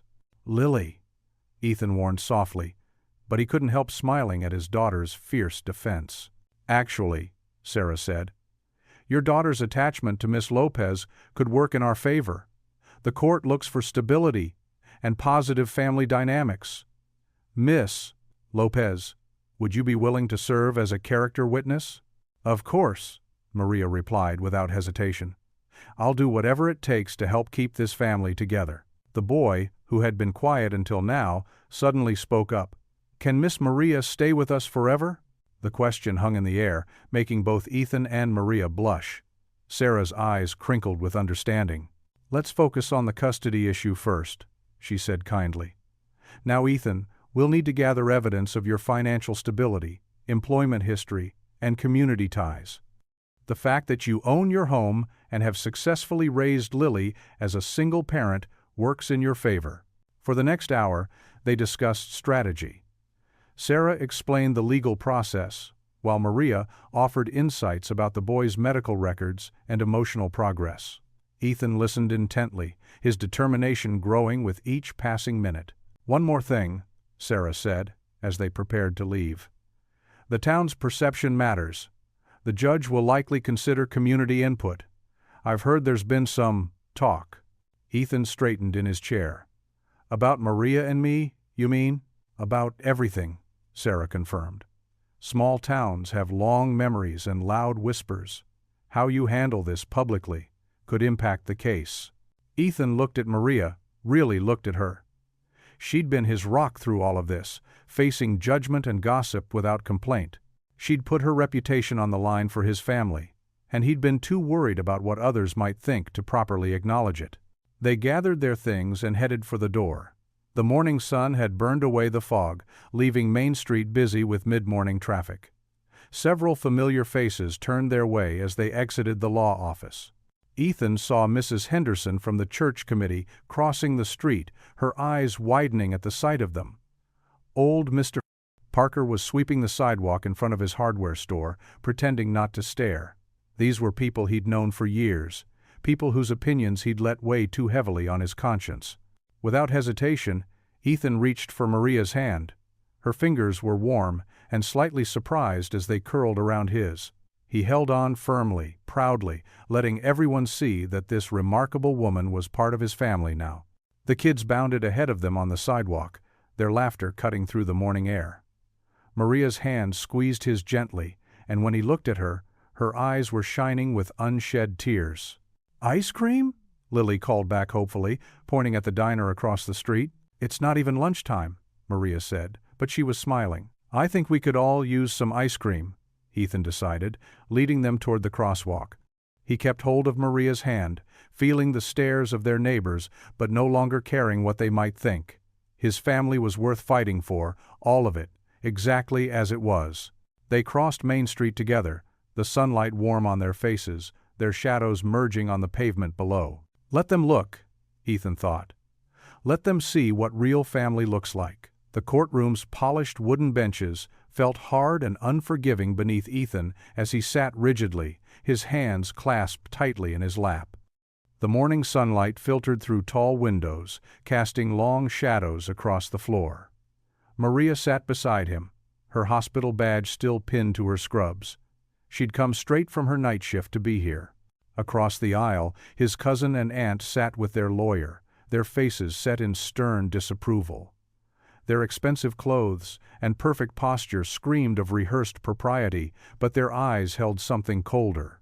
"Your Honor," their lawyer began, his voice smooth as oil, "we have serious concerns about Mr. Walker's fitness as a guardian. Since his wife's passing, he's been essentially a single parent, struggling to maintain stability for his daughter. Now he expects to add another child to this precarious situation?" Ethan's jaw clenched. He felt Maria's gentle touch on his arm, steadying him. The lawyer continued, gesturing toward Maria. "And what of this unusual living arrangement? A woman who's not his wife, spending countless hours in his home, around these impressionable children? The community has noticed, Your Honor. What kind of example does this set?" Whispers rippled through the courtroom. Ethan's face burned, but he kept his eyes forward, remembering Lily's words that morning. "Dad, just tell the truth. That's what you always tell me to do. Furthermore," the lawyer pressed, "Mr. Walker abandoned his responsibilities years ago. He knew nothing of this boy's existence until now. How can we trust him to suddenly become a father to a child he never sought out?" When Ethan's turn came to speak, he stood slowly, his legs shaky but his voice clear. "Your Honor, I won't pretend I'm perfect. I made mistakes when I was young. I didn't know about my son, but that doesn't mean I don't love him now with all my heart." He glanced at Maria, drawing strength from her steady presence. "As for Miss Lopez, she's been nothing but a blessing to our family. She's a respected nurse who spent her life caring for others. When that midnight knock came, she didn't hesitate to help a scared little boy. That's the kind of person she islanded." Ethan's voice grew stronger. "I know what people whisper about us, but they don't see the homework help, the bedtime stories, the scraped knees cleaned and bandaged. They don't see Maria teaching my daughter to make her grandmother's tamales, or helping my son feel safe enough to smile again. He turned to face his relatives directly. You talk about stability? My children have never been more stable. They have two adults who put them first, who show them every day what it means to care for others, to have faith even when things are hard. The judge leaned forward, her expression thoughtful. Mr. Walker, how do you respond to concerns about your past absence from the boy's life? Ethan swallowed hard. Your Honor, I can't change the past, but I can promise you this. Every day since I learned he was my son, I've tried to make up for lost time. I've watched him bond with his sister, seen him start to trust us, to feel safe.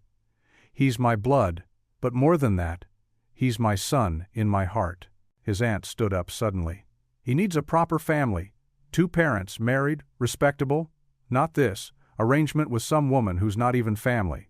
The judge called for order as murmurs filled the courtroom. Maria sat perfectly still, her head high despite the tears glistening in her eyes. Your Honor? Ethan's voice cracked slightly. I know what a proper family looks like. It's not about appearances or what others think. It's about love, sacrifice, and putting your children first. That's what my late wife taught me. And that's what Maria reminds me of every day. He gestured to where both children sat with a social worker in the back. Look at them, Your Honor. Lily helps her brother with his reading. He holds her hand when she misses her mom. They're not half-siblings. They're just family. And Maria? She's not trying to replace anyone. She's adding her own kind of love to our home. The judge studied her notes for several long moments. The silence in the courtroom felt heavy, like storm clouds gathering. Finally, she looked up. This is not a simple case, she announced. While Mr. Walker's honesty about his past is commendable, and Miss Lopez's character references are impressive, I need time to consider all aspects carefully. We will reconvene in 2 weeks for my final decision. Until then, the current living arrangement will remain in place. The gavel's sharp crack echoed through the room. Ethan's legs felt weak as he sat back down. Maria's hand found his, squeezing gently. That evening, in Ethan's living room, the weight of uncertainty hung heavy in the air.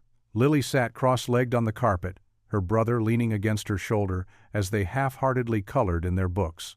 Maria moved quietly in the kitchen, making hot chocolate, her remedy for difficult days. Ethan watched them all, his heart aching with love and fear. Without a word, he knelt down on the carpet. Lily looked up, understanding in her young eyes, and crawled over to him. Her brother followed, and then Maria joined them, completing their circle. Dear God, Ethan began softly, his voice rough with emotion. We need your strength right now. Help us hold on to our faith when we're scared. Help us remember that you see what's in our hearts, even when others don't understand. Maria's gentle voice joined his. Señor, protect these children. Give us wisdom and patience to guide them through this uncertainty. The children's small hands gripped tightly to theirs as they prayed together, their words mixing with the cricket songs drifting through the open windows and the distant church bells marking the evening hour. In that moment, despite the judge's pending decision hanging over them, they were exactly what Ethan had described in court. A family, bound together by something stronger than blood or law. 3 days after the court hearing, the tension in Ethan's house felt like a rubber band stretched too tight. The waiting game was torture. Every ring of the phone made everyone jump, hoping for news from their lawyer but dreading bad tidings. Ethan paced the kitchen floor, wearing down the linoleum with his constant movement. Empty coffee cups cluttered the counter, evidence of sleepless nights and worried minds. The morning sun streamed through the window, but it did nothing to lift the heavy mood. Maria stood at the sink, methodically washing dishes that didn't really need washing. Her shoulders were tight with stress as she scrubbed the same plate for the 3rd time. The children were still asleep upstairs, giving the adults a rare moment alone with their fears. I can't take this anymore, Ethan burst out, his voice rough with exhaustion. He slammed his palm against the counter, making the coffee cups rattle. Every minute feels like a year. What if they take him away? What if— Ethan, please, Maria said softly, trying to calm him. We have to stay positive for the children. Positive? He let out a harsh laugh. How can I stay positive when everything I've built could come crashing down any second, and now the whole town's talking about us, about you? Maria set down the dish she was washing, her hands trembling slightly. What do you mean about me? Ethan ran his fingers through his disheveled hair. I heard them at the hardware store yesterday, saying how convenient it was that you showed up that night, suggesting you planned this whole thing to. He couldn't finish the sentence. Maria's face paled. To trap you? Is that what they're saying? Her voice quivered with hurt. I know it's not true, Ethan said quickly, but his tone lacked conviction. Fear and stress had worn away his usual certainty. But you wondered, didn't you? Maria turned to face him, her eyes glistening. Even for a moment? The silence that followed was answer enough. Maria dried her hands on a dish towel, her movements deliberate and controlled despite her inner turmoil. Maybe, she started, her voice barely above a whisper, maybe it would be better if I stepped back for a while. What? Ethan's anger dissolved into confusion. The court needs to see you as a stable single father. My presence is just giving people reason to gossip, to doubt your judgment. Maria's professional mask slipped into place, the same one she wore at the hospital when delivering difficult news. I care about you and the children too much to be the reason you might lose this case. Maria, no, Ethan started, but she held up a hand. I've seen how cases like this go. The judge will look at everything, your support system, your reputation in the community. I'm becoming a liability. She grabbed her purse from the counter, needing to escape before her composure cracked completely. You're running away? Ethan's fear transformed back into anger. After everything we've been through? I'm trying to protect you. Maria's voice rose slightly before she caught herself. You don't need another complication right now. You need to focus on keeping your son. Heavy footsteps on the stairs made them both freeze. Lily appeared in the doorway, her eyes wide with understanding beyond her years. She looked from her father's angry face to Maria's tear-filled eyes, to the purse clutched in Maria's hands. You're leaving? Lily's small voice cut through the tension like a knife. Maria tried to smile, but it trembled at the edges. Just for a little while, Carita, until things settle down. No! Lily rushed forward, throwing her arms around Maria's waist with such force that the nurse stumbled back a step. You can't go! You're family now! Maria's carefully constructed walls crumbled. Tears spilled down her cheeks as she looked down at the little girl clinging to her. Oh, mi amor, please stay, Lily begged, her face pressed against Maria's stomach. You make Daddy smile again. You help with homework and make the best soup when we're sick. You pray with us at night. She looked up, her eyes swimming with tears. Don't you love us anymore? Maria's legs gave out, and she sank to her knees, gathering Lily into a proper hug. Of course I love you, mi corazón. So much it hurts. Then stay, Lily whispered fiercely. Family doesn't leave when things get hard. Maria broke down completely then, holding Lily as if she were a lifeline. All her fears about being an outsider, about causing problems, about not truly belonging, they shattered in the face of this child's pure love and acceptance. Ethan watched, his own anger melting away as he witnessed the depth of emotion between these two pieces of his heart. He'd been so wrapped up in his fears that he'd forgotten what was most important, the family they'd built together, unexpected and unconventional as it was. The sound of small feet patted down the stairs, and the boy appeared, rubbing sleep from his eyes. Seeing Maria crying, he rushed to join the hug, not fully understanding but knowing something was wrong. Don't cry, Miss Maria, he said, patting her back with his small hand. Maria gathered both children close, her tears falling into their hair as she held them. Looking up at Ethan, she whispered, I'm sorry. I was so scared of being the reason you might lose everything that I almost walked away from everything that matters. The old wooden doors of First Community Church creaked open as people filed in for the Sunday morning service. Ethan Walker hesitated at the entrance, his hands trembling slightly. Maria Lopez stood beside him, her warm presence giving him strength. Behind them, Lily held her new brother's hand tightly. Are you sure about this? Maria whispered, her dark eyes full of concern. Ethan nodded, though his throat felt dry. It's time they heard the truth from me. The familiar scent of pine wood and leather-bound hymnals filled the air as they made their way to a pew near the middle. A few heads turned, and whispers followed them like shadows. Ethan tried to focus on Pastor Dave's welcome message, but his heart hammered against his ribs. When the time came for community prayers and testimonies, Ethan's legs felt like lead as he stood. The short walk to the podium seemed to take forever. He gripped the wooden edges, looking out at the sea of familiar faces. Some friendly, others guarded, all waiting. "I've lived in this town my whole life," Ethan began, his voice shakier than he'd like. "Most of you knew Sarah, my late wife. Many of you brought casseroles when she passed, helped with Lily." He paused, swallowing hard. "But what you don't know is the story of who I was before Sarah." The church fell silent. Even the typical shuffling of feet and rustling of bulletins ceased. In the third row, Maria sat straight-backed, her eyes never leaving his face, giving him the courage to continue. 20 years ago I made mistakes. I was young, selfish, and afraid of commitment. I left someone behind, without knowing she was carrying my child." His voice cracked. "I didn't know about my son until he showed up at my door with Maria a few weeks ago."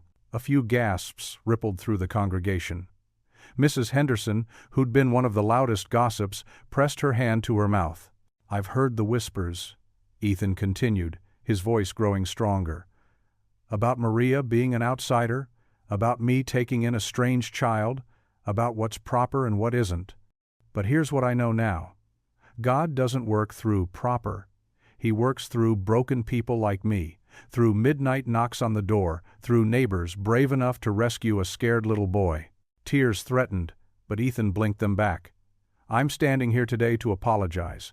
To God, to this community, and to my son for the years I wasn't there. But I'm also standing here to say, I'm not ashamed anymore.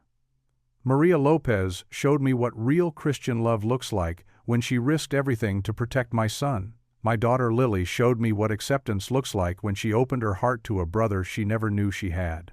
In the pews, several people were wiping their eyes. Pastor Dave stood nearby, nodding encouragement. "Some people think I should hide this story, that it's too messy for our small town. But I believe God brought my son to my doorstep for a reason. He sent Maria to guide us for a reason." Ethan's eyes found Maria's face, saw the tears streaming down her cheeks. "I'm fighting to keep my son because that's what a father should do. I'm standing by Maria because that's what a Christian should do. And I'm telling you all this because that's what a neighbor should do. Be honest, be real, and trust that love is stronger than judgment." The silence that followed felt heavy with emotion. Then, from the back of the church, someone started clapping. It was old Mr. Peterson, who'd lived in town longer than anyone. Others joined in, the applause growing until it filled the sanctuary. After the service, people didn't rush out as usual. They lingered, forming a line to speak to Ethan. Mrs. Henderson approached first, her eyes red from crying. "I was wrong about you both," she said, hugging Maria unexpectedly. "Please, forgive me." More people came forward. Mr. Johnson, the hardware store owner, offered to help set up the boys' new bedroom. The Quilting Circle ladies promised to make him a welcome blanket. Even the town council member who'd been most vocal about proper procedures shook Ethan's hand firmly. "We're behind you on this custody battle," he said. 100%. Outside the church, the autumn sun painted everything in warm gold. People gathered in small groups, but instead of whispering, they were openly offering support. Mrs. Peterson pressed a casserole dish into Maria's hands. "It's my grandmother's recipe," she said warmly. "Every child needs comfort food during hard times." The Hendersons invited them all for Sunday dinner. The Matthews family offered to babysit whenever needed. The Richardson twins, who ran the local diner, insisted on setting up a meal train. Maria stood in the middle of it all, clutching the casserole dish, her eyes shining with tears of relief. When Ethan caught her gaze, she gave him a smile that made his heart skip, a smile full of renewed hope and possibility. Lily tugged at his sleeve, pointing to where his son was already playing tag with other church kids on the lawn. "Look, Dad," she said. "We belong here." Ethan wrapped an arm around her shoulders, watching as more neighbors approached with offers of help and words of encouragement. The weight of secrets and shame had lifted, replaced by something lighter, something that felt a lot like grace. Maria stepped closer, balancing the casserole in one arm, while reaching for his hand with the other. Around them, the community that had once whispered in judgment now spoke loudly of support and love, proving that sometimes the greatest acts of faith happen not in grand gestures, but in the simple choice to stand together. The courtroom's heavy oak doors swung open as Ethan Walker stepped inside, his heart pounding against his ribs. Maria Lopez walked beside him, her usually steady nurse's hands trembling slightly as she smoothed her conservative navy dress. Behind them, Lily held her brother's hand tightly, both children dressed in their Sunday best. The room felt smaller today, more crowded. Familiar faces from the neighborhood filled the benches, faces that had once whispered judgment but now offered encouraging smiles. Mrs. Chen from the corner store sat near the front, her silver hair neatly pinned back. Next to her was Bob Thompson, the hardware store owner who had known Ethan for years. Even Sarah Miller, who had been one of the first to spread gossip about Maria's midnight arrival, sat with hands clasped in apparent prayer. Judge Eleanor Martinez surveyed the courtroom from her elevated position, her expression neutral, but her eyes sharp and attentive. The boys' relatives sat on the opposite side, their lawyer shuffling papers with forced confidence. "All rise," the bailiff called out, his voice echoing against the wood-paneled walls. Ethan stood, his legs unsteady. Maria's hand brushed against his arm, a gentle touch that somehow made him stronger. He glanced back at his children, seeing the worry in their young faces. The morning progressed with a parade of testimony that left Ethan amazed. Mrs. Chen approached the stand first, her accent thick but her words clear and determined. "I watch from my store," she testified, "how this family grows together. Mr. Walker, he comes every morning for milk and bread. The children help carry bags for elderly customers. Miss Lopez teaches them to say thank you in Spanish and English. This is good family." Bob Thompson spoke next, his weathered hands gripping the railing. "Known Ethan Walker 15 years. Watched him raise Lily alone after his wife passed. Man works harder than anyone I know. Now, with Maria's help, I see him smile again. Those kids are thriving." Even Sarah Miller's testimony surprised everyone. "I was wrong about them," she admitted, her cheeks flushing. "I judged too quickly. But watching Maria care for those children, seeing how Ethan has stepped up to be a father to that boy, it's changed how our whole neighborhood thinks about family." Maria's testimony came last. She sat straight in the witness chair, her hospital ID badge still clipped to her purse from her morning shift. "I didn't plan any of this," she said softly. "That night, I only knew a child needed help. But God had bigger plans. I've watched Ethan face his past with courage, seen him choose love over fear. Those children need their father, and their father needs them." The boys' relatives shifted uncomfortably, as character witness after character witness painted a picture of a family that might not look traditional, but was bound by something stronger than blood: choice, faith, and love. Judge Martinez called a brief recess. Ethan paced the hallway, unable to sit still. Maria prayed quietly in the corner, her rosary beads moving through her fingers. Lily hugged her brother, whispering jokes that made him giggle despite the tension. When they returned to the courtroom, the air felt thick with anticipation. Judge Martinez adjusted her glasses, looking down at her notes. The scratch of her pen seemed unnaturally loud in the silence. "In matters of custody," she began, "this court's primary concern is the welfare of the child." She paused, looking directly at Ethan. "Mr. Walker, your past actions led to this situation. However, your recent choices demonstrate remarkable character and commitment to both your children." Ethan held his breath. Maria reached for his hand, and this time he held on tight. "The testimony we've heard today speaks to more than just adequate parenting. It speaks to the creation of a loving, stable home environment. This court has also considered Miss Lopez's role not as an intruder but as a positive influence who has helped forge healing and unity." The judge turned her attention to the relatives. "While blood ties are significant, they are not the only consideration. The best interest of the child must prevail." She straightened her papers.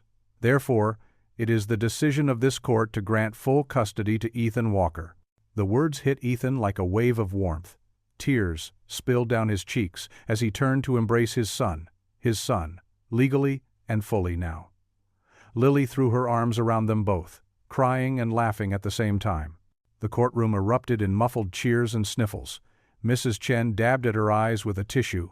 Bob Thompson cleared his throat gruffly, trying to hide his emotion. Maria stood slightly apart, tears streaming down her face as she watched the family embrace. Ethan looked up, seeing her through his own tears.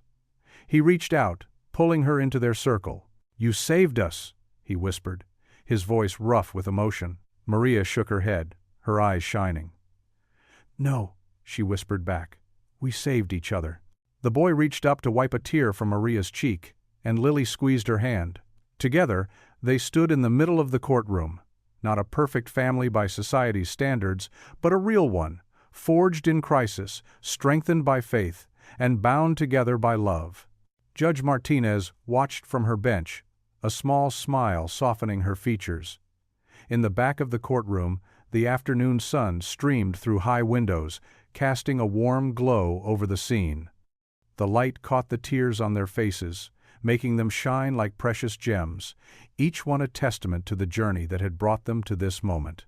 The scent of fresh pine and cinnamon filled the Walker home on Christmas Eve. Ethan stood on a stepladder, carefully hanging twinkling lights along the crown molding, while Maria directed from below, her hands on her hips. "A little higher on the left," she called out, tilting her head. "Perfect." In the corner, Lily and her brother worked together decorating the lower branches of their Christmas tree, carefully handling the delicate glass ornaments that had belonged to Ethan's late wife. Instead of sadness, the sight brought warmth to his heart. The memories felt sweeter now, shared with new love. "Dad, look what Mrs. Peterson brought." Lily held up a box of homemade cookies, her face dusted with powdered sugar. The doorbell chimed, and Maria hurried to answer it. More neighbors streamed in, arms laden with treats and small gifts. The Jensen family arrived with hot chocolate.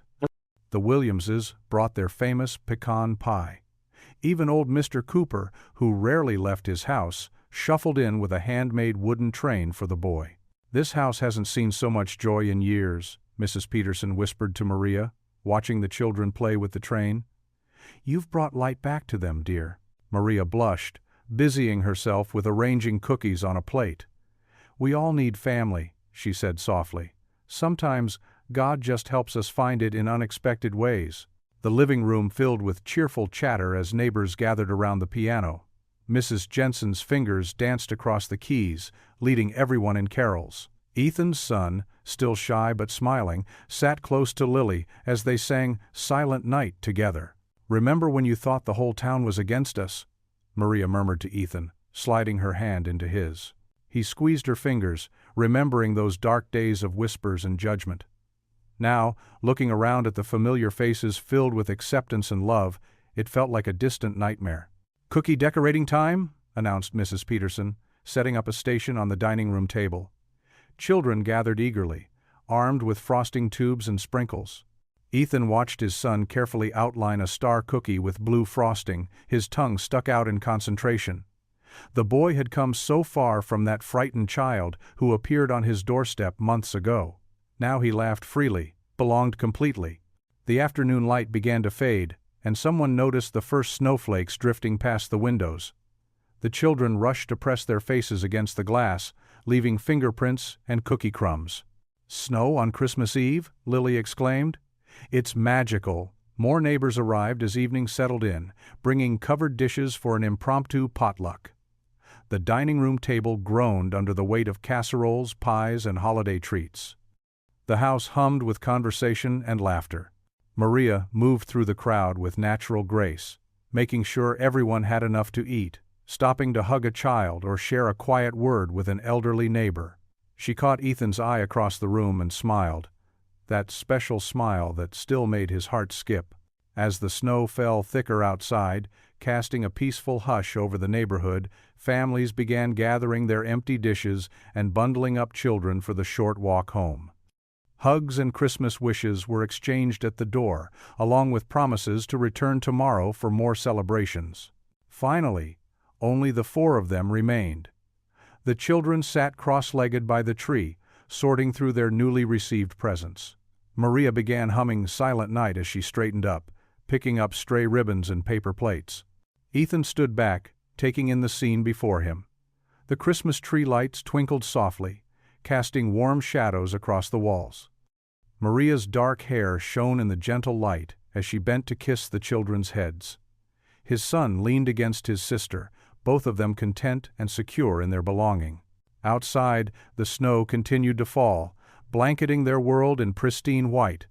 Inside, the house glowed with warmth and love. Ethan's heart swelled with gratitude as he remembered that desperate midnight knock that had started it all. God's plans were mysterious indeed, he thought, watching his family, his complete, beautiful family, gathered around the Christmas tree. What would you do if you were in their place? Comment your answer below and let's see how you'd rewrite the ending. If you enjoyed the story of Ethan Walker, I handpicked the next story that you will enjoy. Please, don't miss this one. Click here to watch it.